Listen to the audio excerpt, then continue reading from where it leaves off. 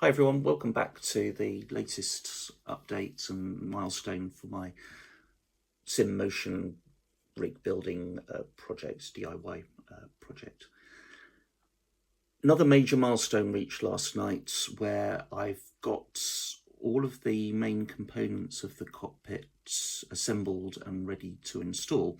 But most importantly, I've worked through the positioning, the mounting of those components that fit within my physical space and body shape and comfort factors, where you would naturally want to adopt a seating position for flight and racing, and the pedals and joysticks etc. being in the right position.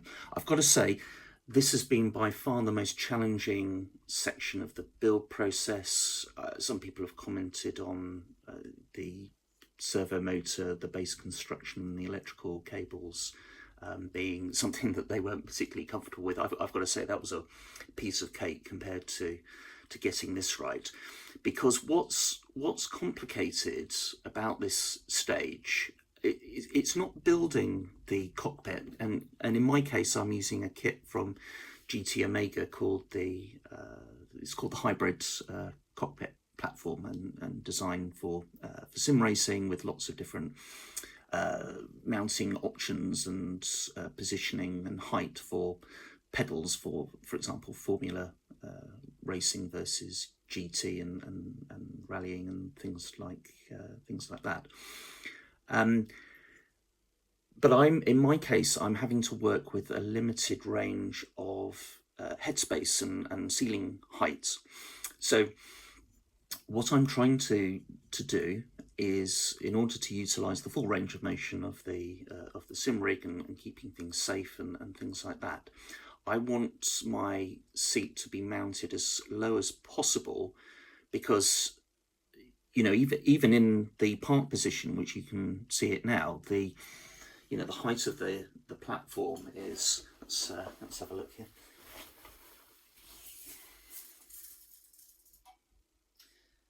So that's 48, 49 centimetres or 19 inches in its park position, and then in its standby position it's going to be another sort of 30 odd centimetres higher, from which it can heave up and down and tilt, pitch and everything else.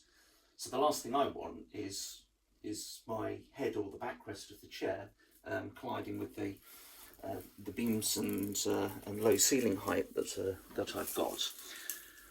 However, the challenge of mounting the seat in its lowest position, which of course is going to be bolting it directly to the aluminium frame of the cockpit, and not putting it on some like seat plate adapter that comes with the hybrid, is to attain a comfortable position for the pedals. They have to be in a lower position than the rig was normally designed for. So the way in which the mounting plates work for both the seat and the pedals, so you have a bracket like this. This is actually the seat mounting bracket. The pedal bracket and plate is you can see it on the left hand side there. So it's got an L-shaped bracket here where you put your M8 bolts and into the T-nuts that go inside the aluminium profile, and it's designed to sit on top of on the profile like that, with the the plate going across. And then of course with these options here and here, you can raise and lower the pedal plates and tilt it up and down, and the same for the seats as well. However,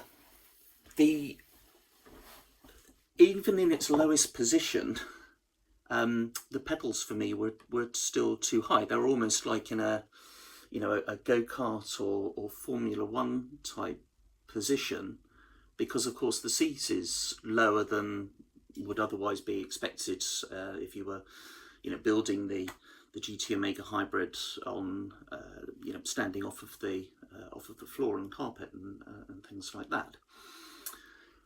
On top of that, the Whirlpool pedals that I'm using, that you can see mounted in front of the seat, these guys are pretty wide in their you know, configuration. Let's have a look here. So just the, you know, the toe brake part of the main assembly is, you know, is 47 centimeters, 18.5 inches wide.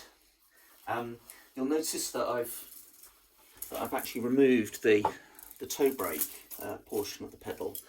That's one here that's removed, and of course these guys would normally sit on top. The heel plate, that can move and be mounted left to right, so it can't go up and down, but it can be moved left to right. The toe brake, however, can go up and down, but can't be moved left to right. And to cut a long story short, no matter where you position this, the width from that side of the toe brake to the other side on the right, you know, it's going to be wider than what I just measured there. It will be something, I don't know, like 56 centimeters, 22 inches, something like that. That is wider than the gap inside the aluminium profile, which is, you know, about 20 inches or 50 centimeters. So even if you lower the pedals lower than the height of the profile here, those pedals will bang into the sides when as soon as the toe brake comes into any sort of you know, contact or downward position, and that's a problem. So what's, of course, you know, I tried to do was then realise, okay, well actually I can't have the seat in its lowest position because the pedals can't go. This is like the minimum, or just slightly inside, so that the, you know, the toe brake clearance would sit above the platform, you know, something like that. Where would the seat have to be to accommodate those physical dimensions? Well, so then of course the seat has to go up to reach that comfortable pilot position, and then guess what? You know, you switch on the motion rig and you start to question, have I got enough clearance and headroom? And to be honest, it wasn't something that I was comfortable with. So I've been really struggling trying to find out what the right answer is to that. And the breakthrough moment for me in finding a solution was thinking a little bit outside of the box to say, well, you know, the mounting bracket for those seat and pedal plates, they're supposed to go on the top of the rig like that, but there's nothing to stop them bolting onto the underside, yeah, like so. You know, the way in which they attach is you put a T-nut into the groove there. There's one on the underside, and yeah, there's no reason why it can't bolt to the underside. And then of course you would need to flip the plate over, because you'd want the top side where you want to mount your pedals or your seat to, which you can do because these plates are you know, basically symmetrical. So that was all working fine, and then finally what I had to work with is the pedal plate that you see over there on the left hand side. You notice the the brackets for this, they're a lot deeper than the seat brackets. The plate, by the way, is very similar between the seats and the pedal plate, just different sort of pre-drilled grooves and holes, obviously designed for different pedal sets versus, you know, seat rails and things like that. But the main difference is these brackets. So obviously I tried to use the pedal plate to mount the pedals too, but then what I discovered was this depth here is so long. There's such a good range of motion here. Bearing in mind it's supposed to, you know, sit on the top like that.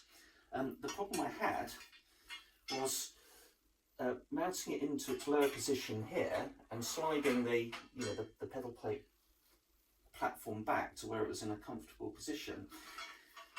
This was then coming into risk of collision with the actuator arms of the motion rig, because of course those guys move according to pitch, roll, yaw, and everything else, surge and heave, etc.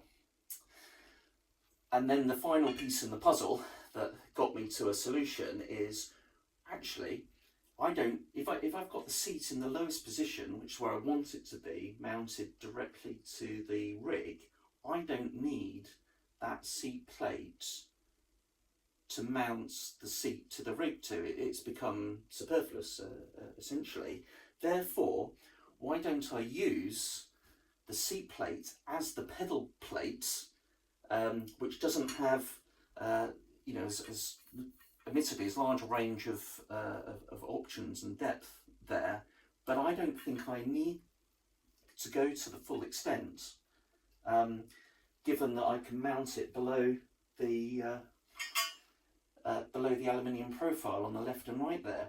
And I'm happy to say, in its lowest configuration, at least at the front, where the heel plates are of the pedals, that was in a good position. You know, I've had the seats mounted many times onto the cockpit in many different positions, but finally that was a comfortable position with the pedals low enough that it felt like a natural flight and driving position without that kind of Formula One raised pedal situation going on there. So very happy about that. But then of course I've had to solve the problem of but you said these pedals are too wide. They can't sit inside the rig here because they'll bash into the either the side of the aluminium profile or the mounts if they're in an inverted position. So with the heel plates, that's easy because I can adjust those, and I've already done that. For the actual toe brakes, what I've done is I've ordered some aluminium bar, which will basically sit as offsets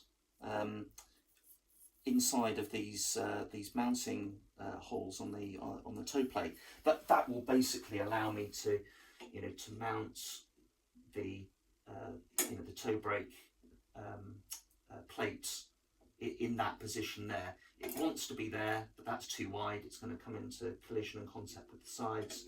But yeah, with a bit of aluminium bar, I should be able to go through there with I think these are M5 bolts on the back, and screw that through and attach it and fix it there, and that will sit inside the width restriction. So we finally landed on a solution. Very happy about that. So let me show you around some of the other components and challenges that I've had to overcome.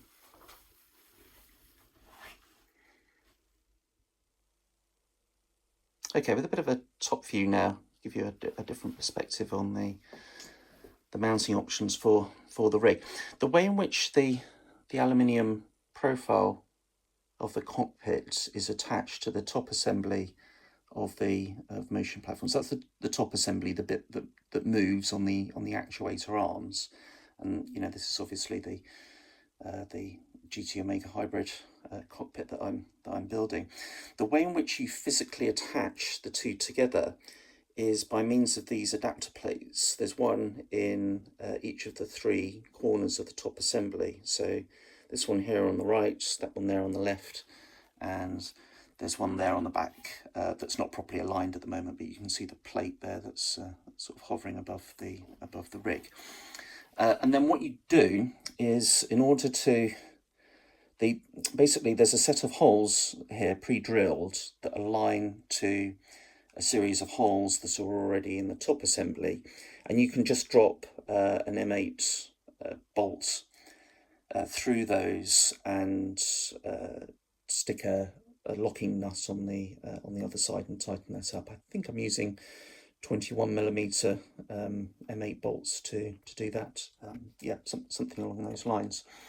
And in order to get everything even and resting carefully and evenly on the platform, I mean, you'll notice that you've got these M8 bolts that are used to attach and secure the top assembly. So these adapter plates sit on top of those, but to add even more stability, I'm using these. These are 8mm spacers that have got probably an 8.5mm diameter cutout in the middle, which will basically sit between. You've got the bolts, the spacer that will sit below the adapter plate, but sit on top of the top assembly, and then an M8 locking nut underneath to go through that. So each of the bolts on these adapter plates will have a spacer below them to give extra stability and evenness. I was getting some irregularities, and the platform and the cockpit not sitting quite level. I think because the accuracy of the caps on those silver M8 bolts that you can see there aren't always even. There's probably like a 1mm of tolerance between them. So yeah, having those spaces really helps. And of course, the way in which the adapter plate attaches is, again, it's M8 bolts coming through the other side onto T-nuts that sit in the groove in the channels of the plate. In fact, I can show you on this section here. So this is where the seat is going to mount to. You can see I've got the sliders bolted onto this section here, and of course this is going to slot in between the two 4080 profile bits there. I'm just getting it ready and in the right position to do that. But if I flip this guy over, it's a little bit heavy to do with one hand. I'll give it a go.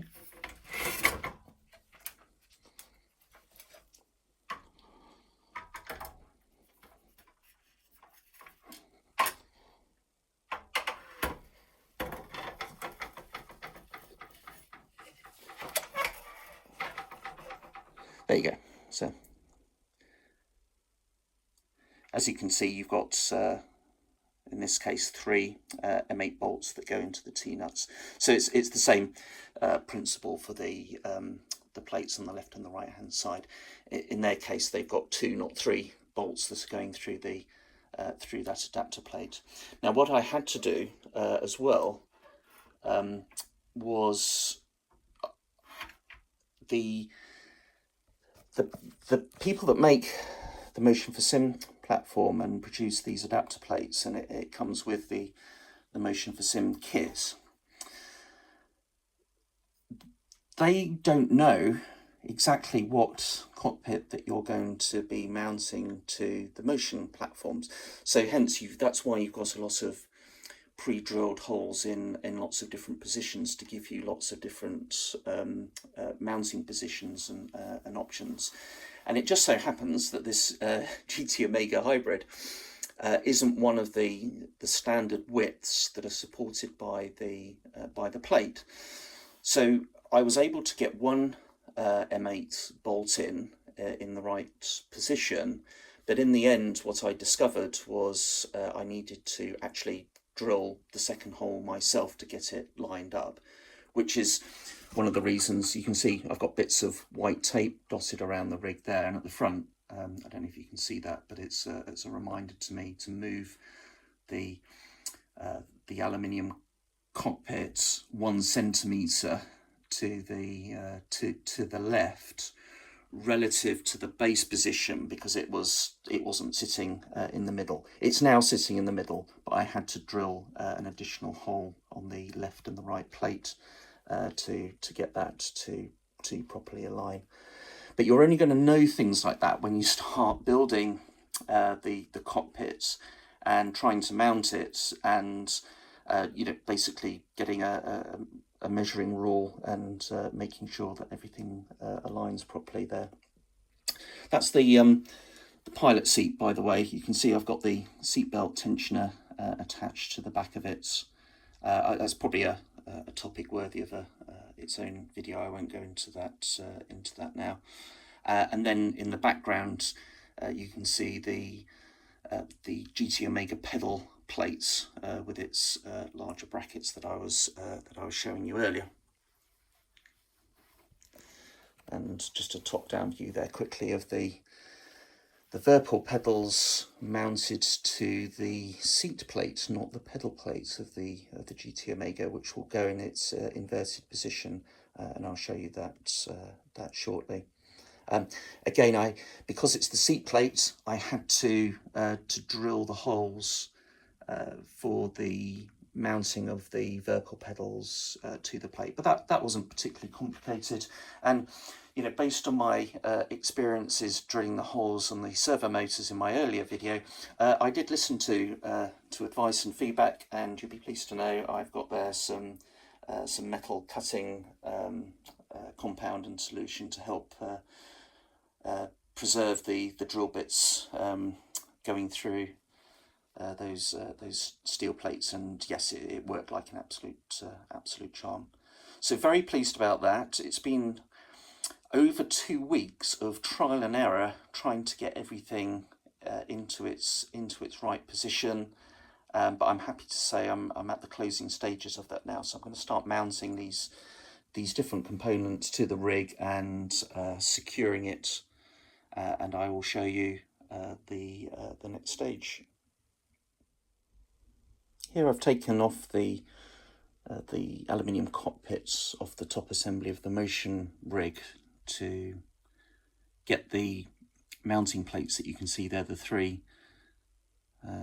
sort of fan-shaped adapter plates that we were looking at earlier, and you can see how they're bolted to the underside of the cockpit with those M8 bolts into T-nuts, and the chair section with the cross pieces of aluminium profile at the top there. Yeah, so this is the underside with the sliders bolted into the top. So I'm going to put this back on the motion rig now. All right, here we go with the aluminium cockpit frame now bolted to the top assembly of the motion rig. You can see the sliders there on top of the rear section, which is where the seat will bolt through, and the bolts will come underneath, and the sliders, as you see there, they're bolted into T-nuts that sit on those horizontal 40-80 bits of profile that give rigidity to and strength to the frame, but also I've used them as mounting points. What I've added as a custom extra, something that you don't get with the GT Omega kit, is I've cut to size and added 2 bits of 40-80 profile that sit below the sliders as well, to give them a bit more support, given that the rig's going to be moving around with not only my weight but the weight of the seat and the belt tensioner off the back of the seat, which is 20 odd kilos in its own right. And as you can appreciate, those mounting plates that we were looking at earlier, in total there's something like 18 M8 bolts that are passed through and screwed underneath by the locking nuts. You can see the spacer on one there, and the locking nut underneath it. So what's not immediately obvious is how important getting everything aligned is, because if you haven't got the plates in the right position, the holes aren't going to line up, because there's a lot of screws and bolts that we're using to give you proper strength and rigidity to the platform. And really the only way I found to do it in the end was a bit of trial and error, and using white insulation tape as markers, and trying it out. Do the holes align? No, it needs to move 0.5 centimetre or or an inch one way or the other, and eventually when it does all align, then to just tighten everything up. And yeah, as long as you can pass the bolts through the relative holes, then the sheer strength of those M8 bolts and locking nuts kind of pull the rest of the rig into position. Okay, so there we are with the aluminium frame mounted.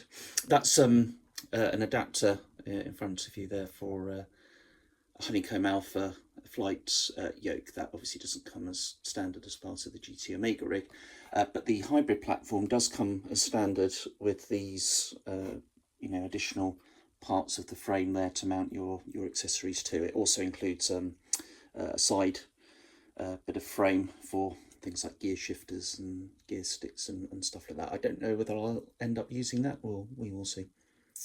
Right, let's get the chair now mounted onto the platform. Okay, we've managed to get the seat bolted to the sliders now on top of the bit of profile that I was showing you a second ago, and I've also installed, mounted the brackets for what is the seat plate and platform for the hybrid rig, but we're going to be using it as the pedal mount and plate there. So on the underside, not on the upper side, as you would normally expect, in order to give us some depth. But as you see, I don't need the seat plate. The seat is now firmly bolted to the aluminium profile, the frame of the cockpit. I can't really guess it's much lower than that unless I come up with some elaborate way of sinking the seat down lower. But then of course you've got the top assembly of the motion rig to deal with then. All right, so let's get the plates for the pedals mounted now.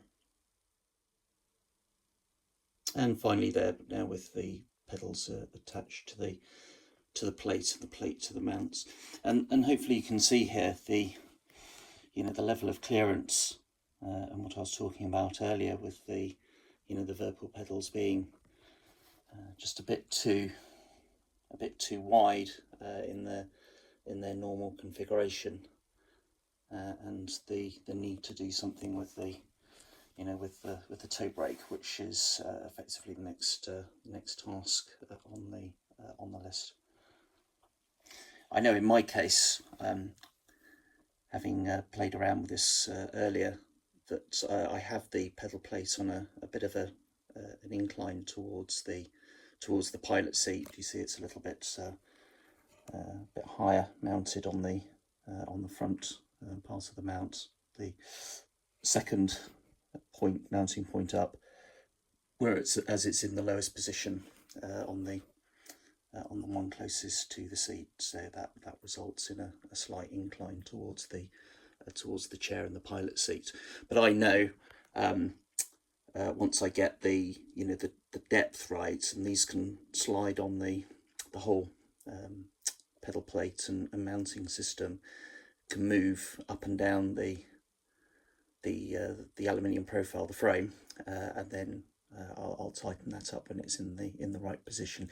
It doesn't interfere with these uprights. Yeah, it's all done below, and there's plenty of clearance there to do that, so I can slide it closer to the rig if I need to. The only thing I need to be mindful of is the potential collision with the actuator crank arms and the arms here attaching it to the top part of the assembly, but I can do that with the testing options before tightening things up. But hopefully you can see there why, if we use the pedal plate, this would come down even further, probably about here where my finger is, and therefore would be closer to the to the arms of the motion rig, increasing the probability of getting some form of collision there. I still have the option, of course, to play around with that if through practice I feel that can be achieved. It might be that I swap these mounts over for the mounts that you get on the on the official pedal tray, but hopefully that's not needed, and we're good to go.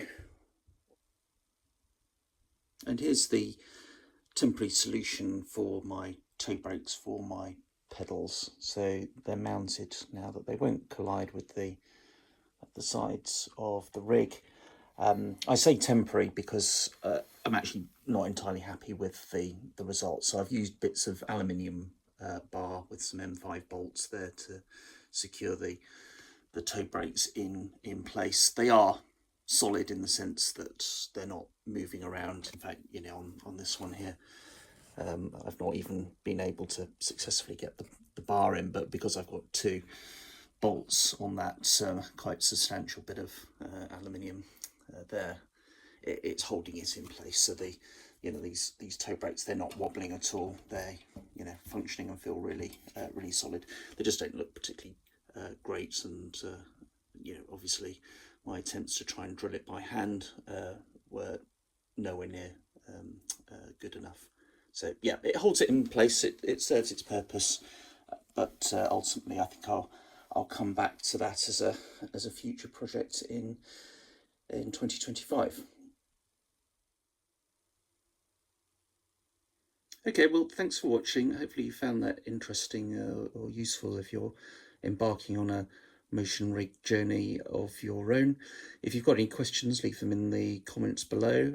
For me, the next stage is going to be getting the toe brakes sorted out on the Verpal pedals, and then I'll start mounting other accessories to the rig, things like helicopter collectives, throttles, yokes, and throttle quadrants, and things like that. So I will see you on the next one. Happy New Year to everybody, and take care. Bye for now.